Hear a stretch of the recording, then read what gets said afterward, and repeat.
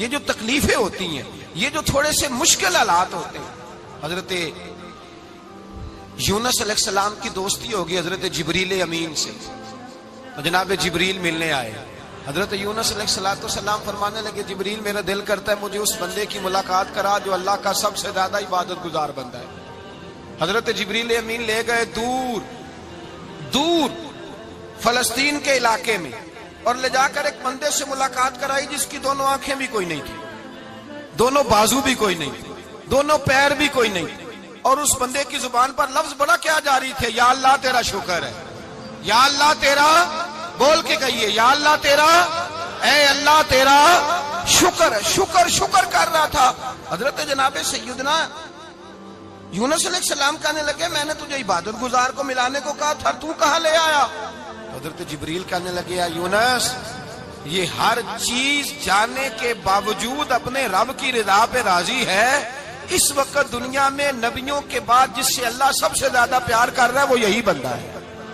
یہ اپنے رب کی رضا پہ راضی ہے. اے تن میرا کنگی ہوئے تے میں زلف سجن دی باواں تے پوش میرے دی جتی بن جائے تے میں یار دی قدمی آواں. مارو مارو مینو مار مکاؤ کوئی عذر نہ پیش لے آواں تے جے سونا ہی میرے دکھ وچ راضی، جے سونا ہی میرے دکھ وچ راضی، جے سونا ہی میرے دکھ وچ راضی تے میں سکھ نو چلے ڈاواں. مالک کی جب اس حال میں راضی ہے تو بس ٹھیک ہو گیا، ٹھیک ہو گیا. وصل اچھا ہے نہ فراق اچھا ہے، بس جس حال میں محبوب رکھے وہی حال اچھا ہے. بس جس حال میں انہوں نے رکھا بات ٹھیک ہو گئی. اس میں اب انسان شکوہ کرتے پھرے کہ یہ کس طرح ہے وہ کس طرح، اپنے آپ کو مطمئن رکھا ہے. مشکل کے بعد جو آسانی حضرت لقمان حکیم، ان کے نام پر قرآن مجید کی پوری سورت ہے. حضرت لقمان حکیم علیہ رحمہ آپ اپنے بیٹے کو نصیحت کر رہے تھے. کہنے لگے بیٹا کو مشکل آئے تو گھبرانا نہیں، کوئی مشکل آئے تو کرے بیٹوں کو سمجھ آ جائے کہ مشکل آئے تو، سمجھ آ رہی ہے بات کی، مشکل آئے تو. اور کیا خوبصورت جملے. بیٹے کو بٹھا کے کہتے ہیں بیٹا چھوٹی مشکل آئے گی تو اللہ بڑی مشکلات آسان کر دے گا. سمجھو چھوٹی مشکلات آئیں تو اللہ نے بڑی مشکلیں اس نے آسان کر دی. اور آپ کو بتاؤں اصل انسان ہوتا ہی وہ ہے جو مشکلوں میں جینے کا ڈھب سیکھ جاتا ہے، وہ بن جاتا ہے جو کرب کے حالات میں جینے کا سلیقہ سیکھ جائے. اپنے بچوں کو یہ سمجھانا. حضرت لقمان بیٹے مشکل آئے تو گھبرانا نہیں، بڑی کو ٹال دیتی ہے، وہ نیکی کا اور آسانی کا پیش خیمہ ہوتی ہے. اللہ اس کے بعد آسانی سمجھا رہے ہیں. کچھ دنوں کے بعد کہنے لگے آؤ فلاں اللہ کے نبی کی ملاقات کو چلیں، فلاں نبی علیہ السلام سے ملنے چلتے ہیں. اس زمانے میں جو نبی تھے ان سے ملنے چلے گئے. بیٹے کو بات یاد تھی، گھوڑے پہ بیٹھے. امام ابن جوزی نے اس کو لکھا ہے. گھوڑے پہ بیٹھے تھے دونوں کے پاس گھوڑے تھے. اب رستہ بہت زیادہ تھا، کھانا ساتھ لے لیا، پانی ساتھ لے لیا، رستہ لمبا تھا، صحرا کا علاقہ تھا. جب جانے لگے تو اتنی سخت گرمی ہوئی کہ گھوڑے بھی بے ہوش ہونے لگے. اچانک ایسی گرم لو چلی کہ گھوڑے بھی. اب دونوں باپ بیٹا جو تھے وہ بڑی جوش میں تھے کہ جانا ہی جانا ہے. گھوڑے سے اتر کر کے پیدل چلنے لگے. اب پیدل چلتے چلتے ذرا آگے گئے تو اب گرمی میں جتنا بندہ پیدل چلتا ہے اتنا پیاس بھی زیادہ لگتی ہے. تو پانی پیتے رہے، کھانا کھاتے رہے، کھانا پانی بھی ختم ہو گیا. تھوڑا آگے چلے نا اس قدر تکلیف بڑی کہ حضرت جناب لقمان کے بیٹے کے پیر کے اندر ایک ہڈی پیوست ہو گئی. اتنی بڑی ہڈی تھی وہ اندر ہی چلی گئی. پیر خون کے فوارے گرنے لگے. بیٹا بے ہوش ہو گیا. حضرت لقمان اس کے سرانے بیٹھے تو بیٹا تھا نا، آنکھوں میں آنسو آ گئے. بیٹے نے آنکھ کھولی تو کہنے لگا ابا جی آپ تو صبر کرنے والے ہیں، آپ رو رہے ہیں. فرمایا بیٹے میں کیا کروں، میرے سینے میں جو دل ہے وہ ایک باپ کا دل ہے. تو باپ جو ہوا تیری دکھ پر رونا آیا. بڑی مشکل سے دانت کے ساتھ ہڈی نکالی. ہڈی نکلی تو خون بھی چلا. صاحب زیادہ کہنے لگا حضور آپ نے تو کہا تھا ہر مشکل کے بعد آسانی ہوتی ہے، اور چھوٹی مشکل دیکھ کے اللہ بڑی سے بچا لیتا ہے. تو ہم تو اچھے کام چلے تھے، مشکل پہ مشکل یہ کیا ہے؟ حضرت لقمان کہنے لگے بیٹا نہ تو رب کی حکمتوں کو جانتا ہے نہ پوری طرح میں جانتا ہوں، لیکن جو میں نے کہا تھا وہ بات سچی ہے. فَإِنَّ مَعَ الْعُسْرِ يُسْرًا إِنَّ مَعَ الْعُسْرِ يُسْرًا. اللہ ہر مشکل کے بعد آسانی عطا فرمائے گا. اور فرمایا میرا ایمان ہے کہ ضرور عطا فرمائے گا. یہ بات کہہ رہے تھے کہ سامنے سے دھواں اٹھا، اتنا سخت دھواں اٹھا کہ آپ نے سوچا شاید وہاں بادیا وہاں جاتے. وہاں چلنے لگے تو پیچھے سے کسی نے آواز دی ٹھہر جاؤ، رکو. वहीं रुक गए। थोड़ी देर गुजरी तो कहा रुक जाओ। जब रुके तो एक बोलने वाला बोला, कहने लगा तुम्हारे लिए थोड़ी देर के बाद जानवरों का बंदोबस्त कर दिया जाएगा, खाने का भी बंदोबस्त हो जाएगा, बच्चे का पैर भी सही हो जाएगा, चले जाना, लेकिन जरा ठहरो।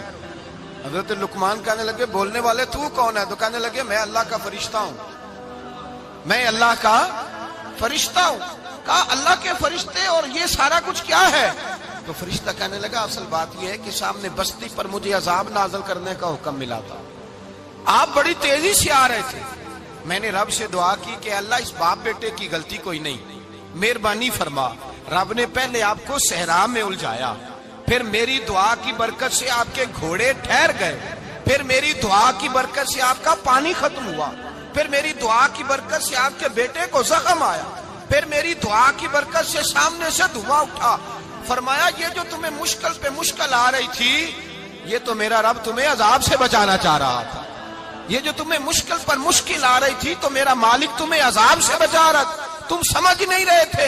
हजरत लुकमान ने बेटे की तरफ देखा तो बेटे कहने लगे अब्बा जी बात बिल्कुल सच्ची है, अफदलु जिक्र ला इलाहा इल्लल्लाह, ला इलाहा इल्लल्लाह। और फिर पढ़ने लगे हस्बुनल्लाहु व निअमल वकील, निअमल मौला व निअमन नसीर। ये विर्द होने लगे। भाई जब तुझे मुश्किल आती है, आजमाइश आती है, तो उस वक्त समझता है पता नहीं मेरे साथ क्या बनने लगा है।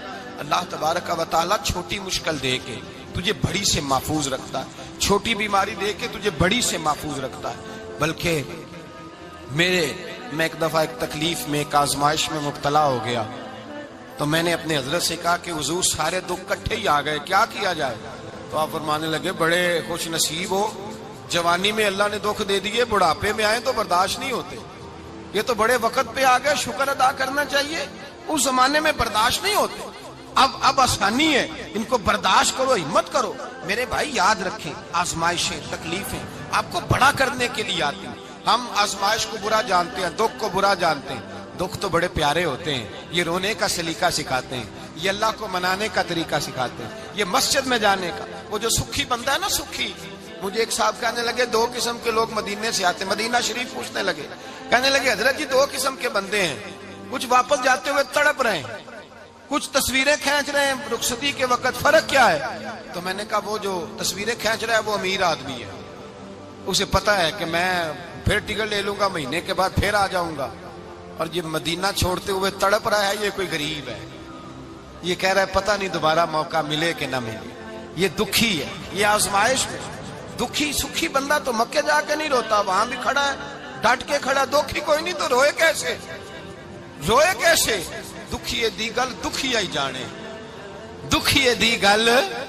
ओ क्या खूबसूरत लफ्ज है मियां साहब की, और लफ्जों में हुसन देखे, कहने लगे दुखी दी गल, ए दुखी आई जाने ते सुखी नू की खबरां, ते यार जिन्हां दे मौत ने मारे रोंदे नहीं तक तक कबरां। ये मुश्किल मरहला होता है, जब इंसान तकलीफ में होता है फिर उसे एहसास होता है, और तकलीफ वाले को ही तकलीफ वाले की तकलीफ का एहसास होता है। जब आपको अल्लाह मुश्किल देता है तो समझ ले रब आसानी देना चाह रहा है, जब तेज धूप आती है तो समझ ले अल्लाह गर्म हवा गुजार के ठंडी बारिश बरसाना चाह रहा है, और जब चारों तरफ से घुटन हो, पंजाबी में कहते हैं गुम्मा लग जाए, तो फिर सारे बोल के कहते हैं अब जो तूफान आएगा वो सख्त ही आएगा, इसलिए कि घुटन जितनी ज्यादा होती है फिर फजल भी उतना। हजरत नूह अलैहिस्सलाम की कौम को हजरत नूह अलैहिस्सलाम ने 1500 साल समझाया है, 15, कुछ लोगों ने 950 साल लिखा है ना, आला हजरत ने लिखा है 1500 साल उम्र हुई हजरत नूह अलैहिस्सलाम की। अल्लाह ताला बंदे को जल्दी सजा नहीं देता, बल्कि कुरान मजीद में एक जगह रब करीम इस तरह भी फरमाता है कि जब बंदे मुझे भूल जाते हैं तो मैं उनके लिए नेमतों के दरवाजे खोल देता हूं। बंदा समझता है कि मैं कुछ तो है ना कि मेरे अंदर, कि मैं जिधर जाता हूं खैर ही खैर हो जाती है, वो समझता है कि मेरी अकल है, हालांकि अल्लाह उसे ढील देता है, अल्लाह उसे ढील देता है। गुनाहों की सजा के 3 तरीके, एक है मुतनब्बे करना, तंबी करता है अल्लाह, बंदा मुतनब्बे हो जाता है, ये अल्लाह का बहुत बड़ा एहसान होता है। एक होता है मोहलत देना, और एक तीसरा होता है अल्लाह खुफिया तदबीर करता है। थोड़ा सा समझिएगा, इंसान पर कोई आजमाइश आई, फौरन اس کی چھٹی اس نے کہا کہ وہ فلان جگہ غلطی کی تھی تب ایسا ہوا ہے. ہوتا ہے نا کئی دفعہ آواز آتی ہے نا اندر سے, چلیں بول دیں کچھ نہیں ہوتا آپ کو. اللہ جانتا ہے یہاں کوئی کچھ نہیں کہے گا آپ کو, اور ہماری تو ویڈیو بھی نہیں گھومتی, یعنی خبر بھی نہیں ہو کہ کس نے ہاں کر دی کس نے نہ کر دی. آپ بغیر ٹینشن کے بات چیت کریں, آج کچھ نہیں ہوتا ہے انشاءاللہ تعالی. آتی ہے اندر سے آواز. میں آپ سے اس لیے ان چیزوں کی تصدیق کراتا ہوں کہ باقیوں کو بھی آتی ہے کہ نہیں, اس لیے تصدیق. کبھی کوئی کسی جگہ انسان پریشان ہوتا ہے تو محسوس کرتا ہے کہ وہاں مجھ سے ہوتا ہے نا جی, جس کو یہ نصیب ہو جائے بڑا خوش نصیب آدمی ہے. حضرت مولا علی فرماتے ہیں اگر تجھے دنیا میں سزا مل گئی تو بچ گیا ہے, سمجھ پھر اللہ کرم کرے گا, آخرت میں سزا نہیں دے گا. اور یہ یاد رکھ لے, وما اصابکم من مصیبت فبما کسبت ایدیکم ویعفو عن کثیر. اللہ فرماتا ہے دنیا میں تجھے جو بھی تکلیف پہنچتی ہے وہ تیرے ہاتھوں کے کرتوتوں کی وجہ سے پہنچتی. ویعفو عن کثیر, فرمایا کثیر گناہ تو میں ویسے ہی معاف کر دیتا ہوں. یہ جو تیری زندگی میں دکھ ہے نا, یہ بھی میری قلیل سزائیں ہیں. یہ کثیر پر سزا, یہ قلیل ہے قلیل. یہ جو تمہاری زندگی میں تکلیفیں, انسان کو سزا ملتی. حضرت فضیل بن عیاض رحمۃ اللہ تعالی علیہ گھوڑے پہ بیٹھے تھے, گھوڑا شرارت کرنے لگ گیا, اچھلنے لگ گیا, کودنے لگ گیا. تو حضرت فضیل بن عیاض نیچے اترے, ایک کونے میں جا کے نماز کی نیت باندھ لی, 2 رکعت نماز پڑھی, پھر دیر تک استغفار پڑھتے رہے, روتے رہے, دعا کرتے رہے. واپس آئے, خادم عرض کرنے لگے حضور سمجھ نہیں آئی, گھوڑے نے تھوڑی سی شرارت کی, وہ بدکا ہے, آپ نے اس کو چھوڑا ہے اور چھوڑ کر کے آپ نماز میں لگ گئے. تو حضرت فضیل بن عیاض فرمانے لگے جب بندہ اللہ کی نافرمانی کرتا ہے نا تو جو چیزیں اس کی فرما بردار ہوتی ہیں وہ اس کی نافرمانی کرنے لگ جاتی. تو مجھے محسوس ہوا تھا کہ میں نے کہیں اللہ کی نافرمانی کی ہے, اس لیے ایسا ہوا ہے کہ میرے گھوڑے نے میری, تو میں توبہ کرنے لگا ہوں. اور اب دیکھتا ہوں بیٹھ کے بھلا کیا ہوتا ہے. میں نے سچی توبہ, حالانکہ مجھے یاد نہیں کہ میں کہاں بولا, پر کھری اور سچی توبہ کی. دوبارہ گھوڑے پہ بیٹھے تو گھوڑا بالکل صحیح ہو کے ساتھ چلنے لگ گیا. میرے بھائی, جب یہ تنبیہ ہے اللہ کی طرف سے, یہ متنبہ کیا جاتا ہے کہ تو بعد آ جا. بہت ساری جگہوں پہ انسان کو وقتی طور پر اگر سزا مل جائے, نبی پاک علیہ السلام کی خدمت میں ایک صحابی آئے, بات مضبوط کر دوں, واقعہ سنایا ہے نا تو کچھ لوگ سمجھتے ہیں کہ یہ واقعہ ہے, تو میں ایک حدیث پاک امام بہقی کی لکھی ہوئی عرض کرتا ہوں. نبی پاک علیہ السلام کے ایک صحابی آئے اور ان کا سر پھٹا ہوا تھا, خون بہ رہا تھا. سرکار نے فرمایا کیا ہوا؟ عرض کی حضور ایک عورت جا رہی تھی, میری نظر پڑی, ابھی نظر پڑی ہے کہ میرے آگے ستون آ گیا تو میرے سر پہ لگ گیا. نبی پاک صلی اللہ علیہ وسلم نے فرمایا تیرے لیے خوشخبری ہے, اگر دنیا میں تیری غلطی کی تجھے سزا ملی ہے تو پھر رب تجھے قیامت میں سزا نہیں دے گا. پھر اللہ قیامت میں سزا, بعض گناہ ایسے ہیں جن کی یہاں بھی سزا ملے گی اور وہاں بھی ملے, لیکن میرے بھائی پہلی بات یہ ہے کہ اللہ تعالیٰ اس غلطی کی یہی سزا دے لے اور دعا فرمائے اللہ تبارک و تعالیٰ یہاں بھی معافی عطا فرمائے, وہاں بھی معافی عطا فرمائے, اللہ درگزر ہی فرمائے. لیکن میرے بھائی ایک تو یہ سزا, ایک سزا یہ ہوتی ہے کہ انسان جب گناہ کرنے لگتا ہے تو اللہ نعمتوں کے دروازے کھولتا ہے, مہلت دیتا ہے. 500 سال تک فرعون کو مہلت دی. کتنے؟ یہاں جو 5 سال حکومت کر لیتا ہے وہ کہتا ہے سب سے قابل میں ہی ہوں, مجھے مہلت بھی ملی ہوئی ہے. 500 سال مہلت دی اللہ تعالیٰ نے. اور فرعون کی قوم پر پتہ عذاب کس طرح کے آئے تھے؟ ٹڈیاں مسلط کر دی اللہ نے. یہ گھومتی نہیں چھوٹی سی, ہم اپنی زبان میں اس کو کچھ لوگ مختلف ناموں سے یاد کرتے ہیں, کوئی مکڑی کہتا ہے, کوئی کچھ کہتا ہے. مسلط کر دی, جاتی نہیں. ان پر بنی اسرائیل کے ان مقابل جو فرعون کی قوم تھی ان پر الزام اس طرح کا عذاب آیا کہ مینڈک مسلط کر دی اللہ تعالیٰ. برتن کھولتے تھے اندر مینڈک نکلتا تھا, دنیا کی ہر دوائی استعمال کرتے تھے لیکن مینڈک نکل آتا تھا. تھوڑا سا سمجھا کریں چیزوں کو. ہمارے رنگ نہیں زیادہ گورے کہ ہم پر عذاب نہیں آتا. کوئی بہت زیادہ اللہ تعالیٰ معاف فرمائے دولت نہیں جمع کرا بیٹھے شاہی خزانے میں کہ ہم سے پوچھا نہیں جائے گا. یہ مہلت ہے, مہلت کو مہلت سمجھو. پھر جب پکڑ آتی ہے نا اللہ کریم کی, میں نے دیکھا ہے کروڑوں روپیہ 6 اولادیں ایک شخص کے بچے باہر سے آ رہے تھے, وہ بندہ بیمار تھا. مجھے کہنے لگا حضرت جی دعا کریں میں ان کے آنے سے پہلے پہلے مر جاؤں ورنہ آ کے مجھے مار دیں گے. دعا کریں. اتنی بے سکونی, کروڑوں روپیہ پڑا ہے تو یہ عذاب نہیں؟ کوئی ضروری ہے کہ پتھر ہی برسیں گے تو سمجھ آئے گی؟ یہ جو سگا بیٹا بوڑھے باپ کے قریب سے گزر جاتا ہے, سلام نہیں لیتا, تو اس کو عذاب نہیں سمجھتے؟ یہ جو امت کی بیٹیاں, امت کی بچیاں, ہماری بچیاں ایک سال کے اندر 75,000 ہزار بچی ایک ڈویژن سے بھاگ کے شادی کر رہی ہے, اور ایک صوبے سے, تو اس کو آپ اللہ کا عذاب نہیں سمجھتے؟ یہ معمولی بات ہے؟ نہیں ہمارے رنگ ہو رہے, ہم بڑے سمارٹ ہیں. 1500 سال مہلت دی نوح علیہ السلام کی قوم کو. کتنے سال؟ بول کے بتائیے, بول کے دوبارہ بولیے. 1500 سال. کوئی آدمی اپنی سمارٹنس پہ خوش نہ ہو جائے کہ 20 سال ہو گئے میں تو نافرمانی بھی کر رہا ہوں, روٹی بھی پک رہی ہے, میں تو حرام بھی کھا رہا ہوں, پھر بھی سب ٹھیک ہے. 1500 سال مہلت دی. پھر حضرت نوح کہنے لگے اللہ میں نے تو بڑا سمجھایا, نہیں باز آتے. تو رب کریم نے فرمایا کشتی بناؤ. اللہ کے پیغمبر کشتی بنانے لگے تو قوم مذاق اڑانے لگ گئی. اب کیا کرنے لگے ہو؟ اب کشتی بنانے لگے ہو, خیر تو ہے, قوم مذاق اڑا رہی ہے.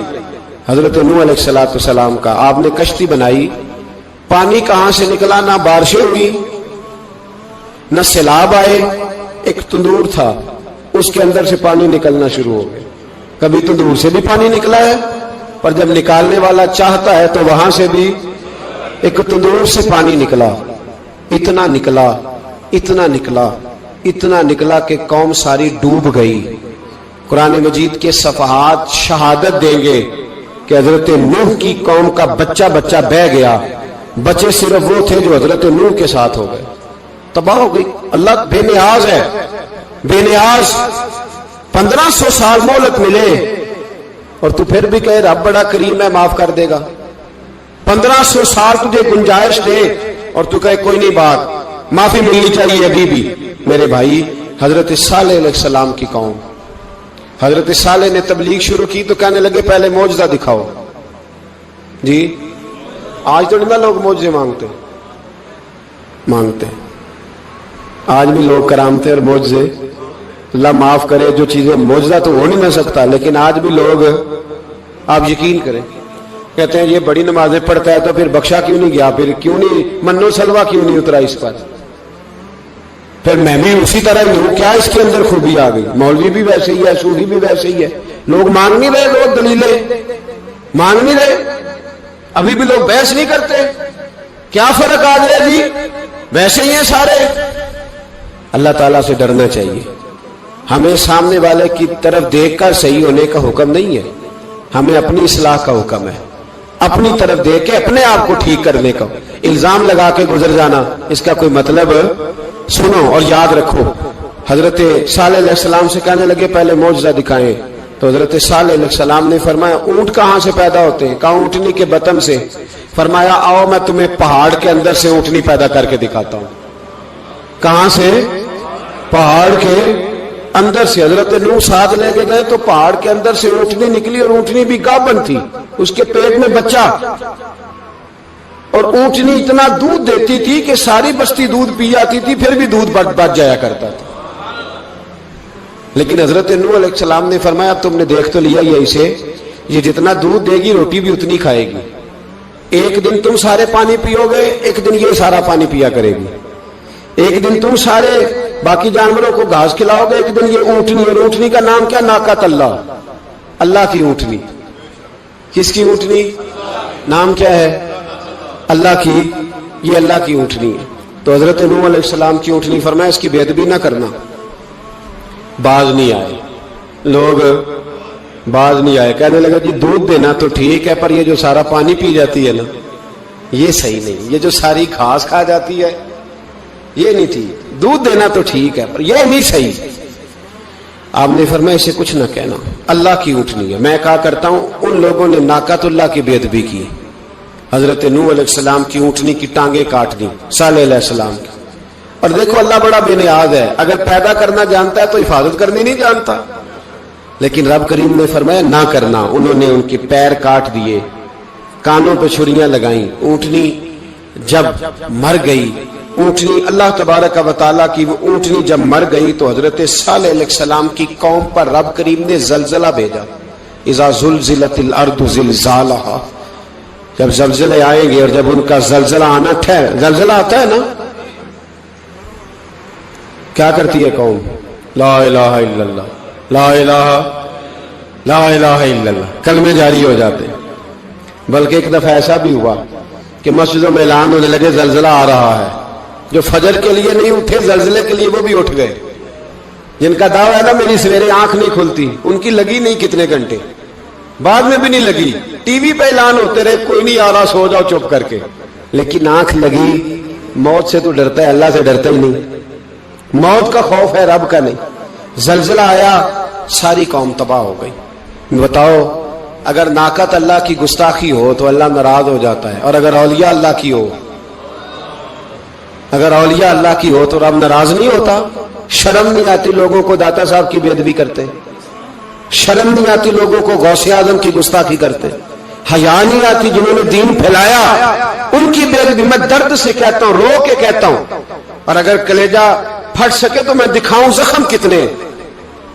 ایک حج کے موقع پر ایک بابا جی، اس سال 4,80,000 روپے کا پرائیویٹ حج تھا، اور بابا جی کی کیفیت کمزور تھی، بیچارے بیمار تھے. اس کے باوجود وہ گئے. بوڑھے آدمی، جا کے بیٹھیے، بزرگ، اور کتنی مشکل ہے وہاں منا، مزدلفہ، عرفات، طواف زیارت، کتنا مشکل کام ہے طواف زیارت کرنا، طواف وداع کرنا. کس کٹھن سے حج کیا، بڑھاپے میں، پیسے بھی لگائے. اور جب وہ روضہ رسول پہ گئے صلی اللہ، اور انہوں نے جا کے نبی پاک صلی اللہ علیہ وسلم کے روزے کی طرف منہ کر کے درود شریف پڑھا تو ایک ملا نے اٹھ کے کہہ دیا تو مشرک ہے. تو میری روح کانپی. میں نے کہا تجھے شرم نہیں آئی، حیا نہیں آئی؟ اس کی عمر دیکھ، کس بڑھاپے میں کہاں سے چلا، کہاں آیا. یہ مشرک ہوتا تو کسی مندر میں جاتا، یہ مشرک ہوتا تو کسی گرجے میں جاتا. یہ مشرک نہیں، یہ مومن ہے. اور یہ وہ والا مومن ہے جس کے سینے میں دل جب دھڑکتا ہے تو خالی دھڑکتا نہیں، ساتھ وہ محمد عربی پہ درود و سلام بھی پڑھتا ہے. شرم نہیں آتی لوگوں کو؟ اتنی بڑی گستاخی کرتے. جو روزہ رسول پہ آیا مشرک ہے. میں نے تو ایک مولوی کو صاف صاف کہا تھا، میں نے کہا اگر میں مشرک ہوں تو نکالو، مشرک کا داخلہ تو یہاں ویسے ہی منع ہے. شرم نہیں آتی؟ اپنی زبان کا ایک پاس کرو کچھ. اتنا ظلم، اتنی بڑی فرقہ واریت امت میں، اتنا امت کو تقسیم کرتے ہو، تمہیں شرم نہیں آتی؟ جہاں سے اتحاد کا پیغام دینا چاہیے وہاں سے تم لوگوں کو فرقے کا پیغام دیتے ہو، ایک مقصود فرقے کی تبلیغ کرتے ہو. خدا را تو میں کہہ رہا ہوں ناقت اللہ کی بے ادبی پہ عذاب آتا ہے، تو اولیاء اللہ کی بے ادبی پہ نہیں آتا. داتا صاحب ساری زندگی تبلیغ کرتے رہے، ایک آدمی نے اٹھ کے کہہ دیا جناب وہ تو شرک کا اڈا ہے، تو رب کریم ناراض نہیں ہوتا ان باتوں سے؟ ہمیں خیال کرنا چاہیے، اللہ سے ڈرنا چاہیے. ان چیزوں سے عذاب آتا ہے اور آ رہا ہے. اللہ تعالی ہمیں محفوظ فرمائے. اللہ ہمیں اس سے، قوم لوط پہ بھی عذاب آیا. ہم جنس پرستی، مرد مردوں سے بدکاری کرتے. حضرت نوح نے سمجھایا کہ یہ کام درست، فطرت کے خلاف ہے، یہ کام درست نہیں. جب انسان یہ کام کرتا ہے تو زمین اور آسمان کانپتے ہیں. اب میں کیسے کھول کے بتاؤں؟ میرے پاس اعداد و شمار ہیں کہ پاکستان کے اندر اس کام کی کیفیت کیا ہے اور کس طرح کر کے لوگ، میں تو رونا روتا رہتا ہوں داڑھی کا. لوگ کئی دفعہ کہتے ہیں حضرت صاحب پہلے بھی آئے تھے تو داڑھی کی بات، پھر بھی آئے تو داڑھی کی بات. تو میں رونا روتا ہوں، اس لیے روتا ہوں کہ جو کلین شیو نوجوان ہوتا ہے وہ امرد کے حکم میں ہے، اس پر وہی حکم لگتا ہے جو عورت پہ لگتا ہے. اس کے ساتھ مرد کا اٹھنا بیٹھنا اسی طرح ناجائز ہے جس طرح عورت کے ساتھ. حضرت جنید بغدادی رحمت اللہ تعالی علیہ کے سامنے ایک شخص نے کہا وہ کتنا خوبصورت نوجوان جا رہا ہے، تو آپ فرمانے لگے تو حافظ قرآن نہیں کہا؟ ہاں. فرمانے لگے جا اپنے حفظ کی خیر منا. وہ شخص کہتا ہے میں نے اس بغیر داڑھی والے کلین شیو نوجوان کو بری نظر سے دیکھا، مجھے قرآن پاک ہی بھول گیا، سارا قرآن پاک بھول. اور کتنے سال میں دعائیں کرتا رہا, بیت اللہ کے طواف کرتا رہا, میں یاد بھی کرتا تو نہیں ہوتا. کیسے اب تو ہمارا نعت کہاں بیوٹی پارلر سے ہو کے آتا ہے, ہم کسی اور کو کیا پیغام دیں. وہ پیغام, وہ نظام, وہ طریقہ کار جس کا حکم تھا شریعت میں, قوم لوط پر عذاب آیا. صحیح بیٹھتے ہوں گے بچے جو موٹر سائیکلوں پہ بیٹھتے ہیں. میں نے گجرانوالہ کی سڑکوں پہ بچوں کو, نوجوانوں کو جو تماشے کرتے سرے عام دیکھا ہے تو مجھے ڈر لگتا ہے. اور کوئی روکنے والا نہیں, شغل ہو رہا ہے, ہنس رہے ہیں, اور سامنے عورتیں بھی ہیں, سب ہو رہا ہے. کتنی تکلیف کی بات.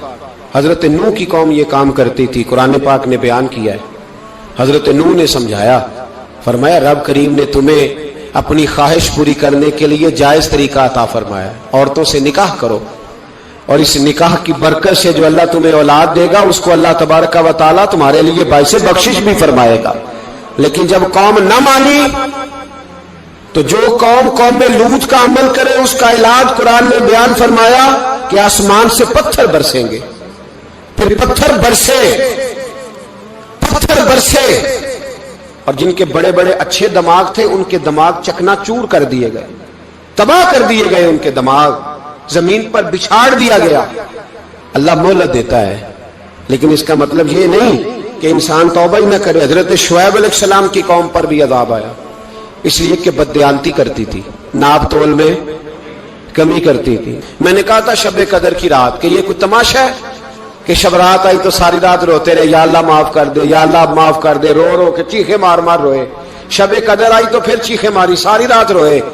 تو جس بندے کا پروگرام ہی نہیں سویرے بدلنے کا, دکان پہ بیٹھ کے پھر وہی ناپ تول میں کمی, پھر وہ اللہ تعالیٰ معاف کرے.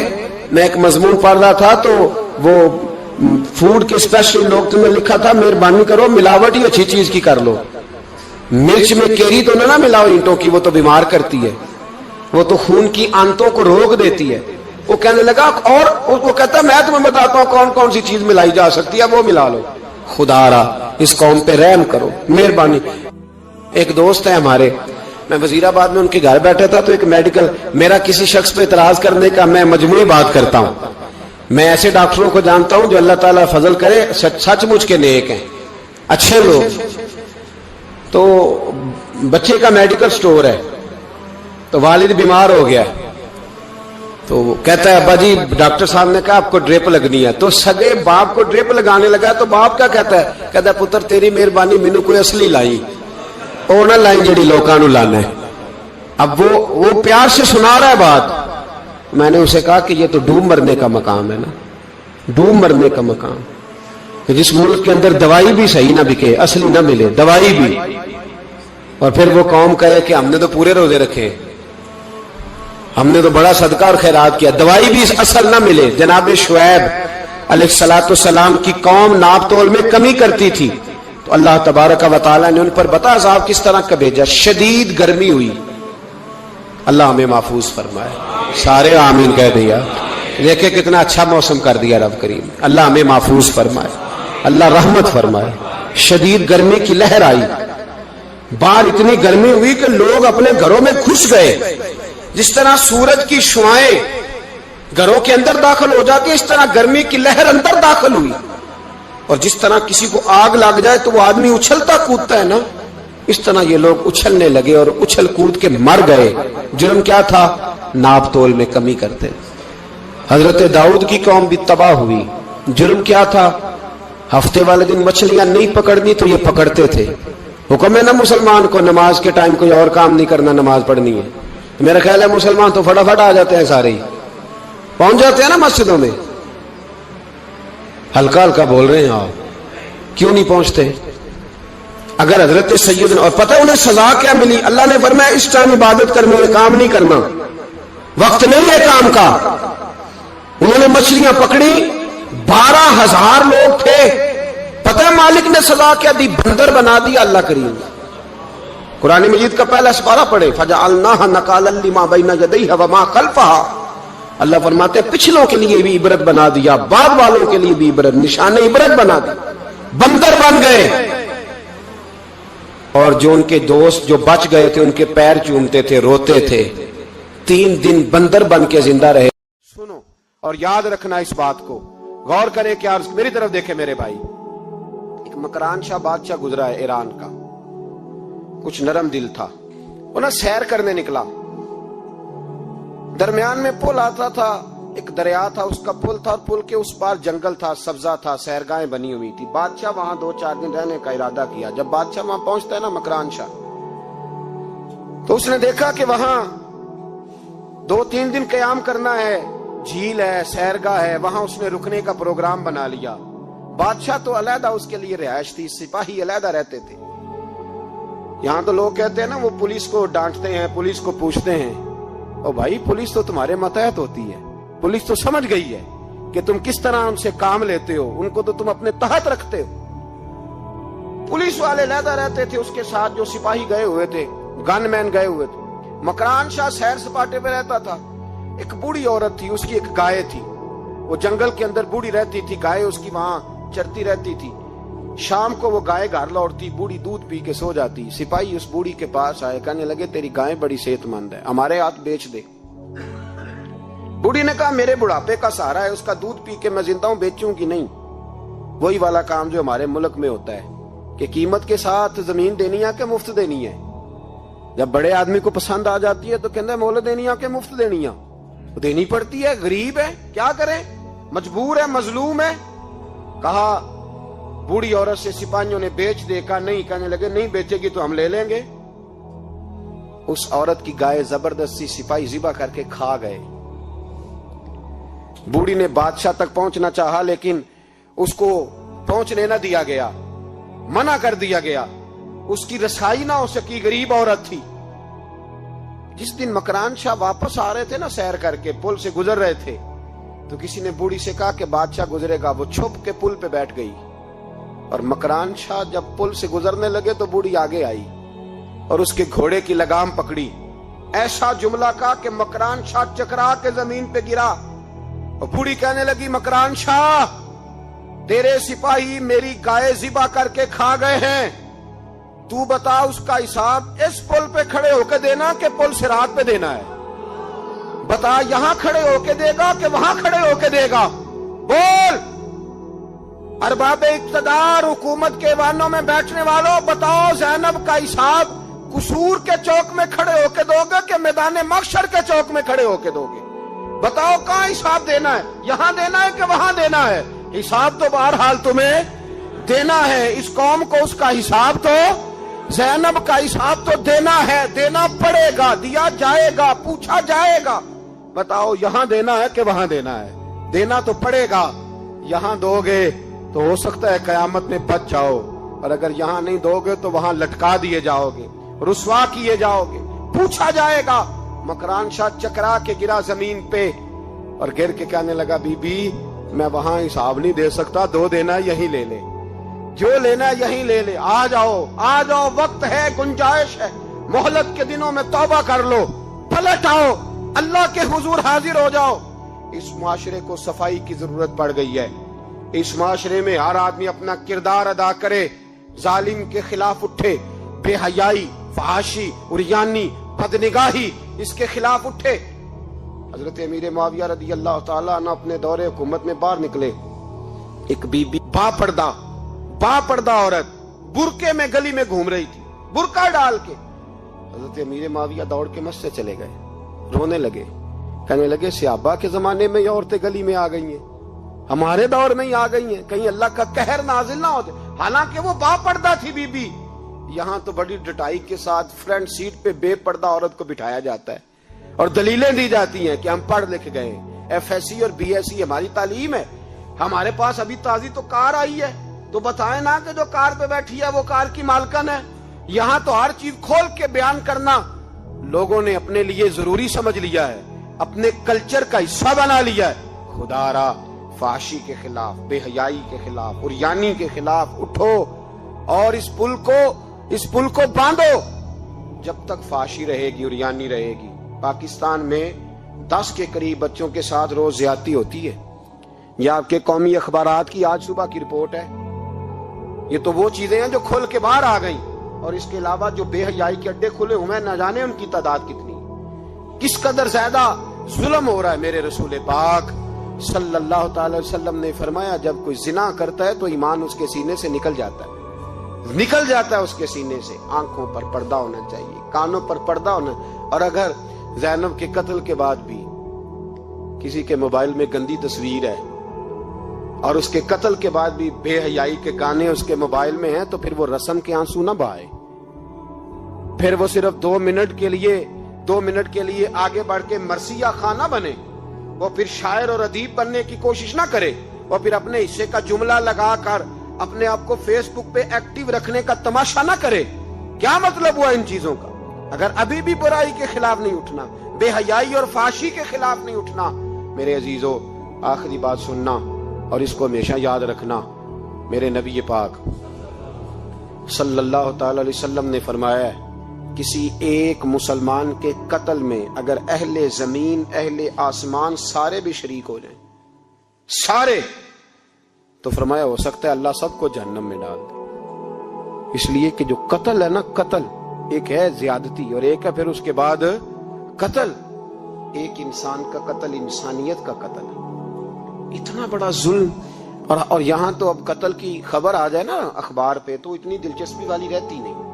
اتنے لوگ قتل ہو گئے, کوئی حرج نہیں. یہ تو ہمارے ہاں تو کسی سیاستدان کی شادی کی خبر آئے گی تو وہ دلچسپی والی ہوگی, اس پر تبصرے ہوں گے, کمنٹس ہوں گے. ایک بندہ مر گیا ٹھیک ہے, غریب آدمی تھا, قتل ہو گیا, جان چھوٹی, معاذ اللہ, اس پہ کون توجہ کرتا ہے؟ یہاں تو ان کے میلے چھیلے تماشوں پر لوگ تبصرے کرتے ہیں. یہ جو کوئی نئی ایکٹنگ کر کے دکھاتے ہیں اس پر ہماری توجہ جاتی ہے. اتنی عورتوں نے خودکشی کر لی اس لیے کہ شام کو کھانا نہیں تھا, بچوں سمیت دریا میں کود گئی. یہ ہوتا رہتا ہے, اس کی خیر ہے. معاذ اللہ, یہ تو سارے زمانے میں. یہ دیکھو کہ کسی سیاسی لیڈر نے کوئی نئی ایکٹنگ کی ہے تو اس پر تبصرہ کرتے ہیں, اس پر تھوڑی دیر بیٹھتے ہیں. او خدا کے بندو, اپنی ترجیحات بدلو. میں کہا کرتا ہوں ان کی گاڑیوں کے پیچھے بھاگنا چھوڑ دو گے تو یہ صحیح ہو جائیں گے. ان کی جائز ناجائز چیزوں پر نعرے لگانے بند کر دو گے تو یہ صحیح ہو جائیں گے. خدا را, زینب تو چلی گئی پر ہمیں ایک پیغام چھوڑ کے گئی ہے کہ فحاشی کے خلاف اٹھ کھڑے ہو. اب ظلم کے خلاف لڑنا سیکھو, اب اپنے اندر یہ طاقت پیدا کرو, اب طاقت پیدا کرو. ہمیں سارا پتا ہوتا ہے لیکن اس کے باوجود ہم ظالموں کے ساتھ کھڑے ہو کے ان کی تعریفیں کرتے ہیں, تصویریں لگاتے ہیں, سپورٹر ووٹر بنتے ہیں. اب اس کام سے باز آ جاؤ. خدا را اب بھی سمجھ جاؤ. اے اللہ, جمعے کے دن اس اجتماع میں تیری بارگاہ میں دعا کرتے ہیں, خداوندہ ساری بیٹیوں کو حفاظت کا پردہ عطا فرما. اللہ سب کے لیے حفاظت کے پردے نصیب فرما. اور میرے مولا ظالموں کو کیفر کردار تک پہنچا. اللہ ان ظالموں کو